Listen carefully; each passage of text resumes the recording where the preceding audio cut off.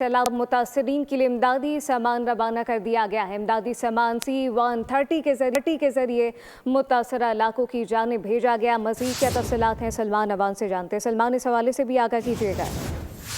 जी बिल्कुल, पाकिस्तान के मुख्तलिफ इलाके जो इस वक्त सैलाब और बारिशों की लपेट में हैं, उनके लिए इमदादी सामान की फराहमी जारी है। उसके अंदर पाकिस्तान आर्मी अभी भरपूर किरदार अदा कर रही है और इसके साथ पाकिस्तान एयरफोर्स की तरफ से भी C-130 के जरिए मुतासरा इलाकों के अंदर इमदादी सामान पहुंचाया जा रहा है। और खासतौर पर मुख्तलिफ इलाकों के अंदर हम देख रहे हैं कि पाकिस्तान आर्मी के जो हेलीकॉप्टर्स हैं उनको भी डिप्लॉय किया गया है। वो भी मुतासरा इलाकों के अंदर इमदादी सामान प्रोवाइड कर रहे हैं। और इस वक्त जो है तमाम तर फोकस जो है वो रेस्क्यू एंड रिलीफ ऑपरेशन पे है, ताकि शहरियों को न सिर्फ मुतासरा इलाकों से निकाला जा सके बल्कि उन्हें रिलीफ की प्रोविजन के लिए भी मुख्तलिफ इलाकों में न सिर्फ कैंप कायम किए गए हैं बल्कि उसके साथ साथ जो मेडिकल कैंप्स हैं उनके ऊपर भी खासतौर पर फोकस किया जा रहा है, ताकि जो शहरी हैं उनको मुतद्दी अमराज से बचाया जा सके, उनको जरूरी इलाज मुआवजे की सहूलियात प्रोवाइड की जा सकें। तो इस वक्त तमाम तर जो वसाइल हैं, अवेलेबल रिसोर्सेज हैं पाकिस्तान आर्मी की जानिब से, एयरफोर्स की जानिब से और खासतौर पर आर्मी चीफ ने भी जो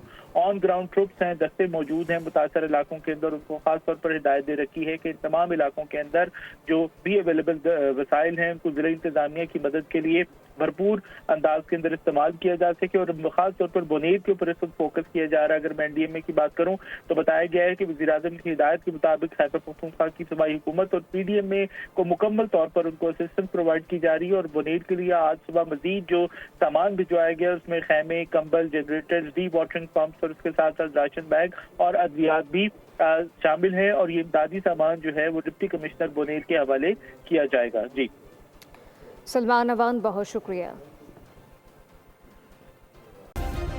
सब्सक्राइब करें और बेल दबाएं ताकि कोई खबर रह न जाए।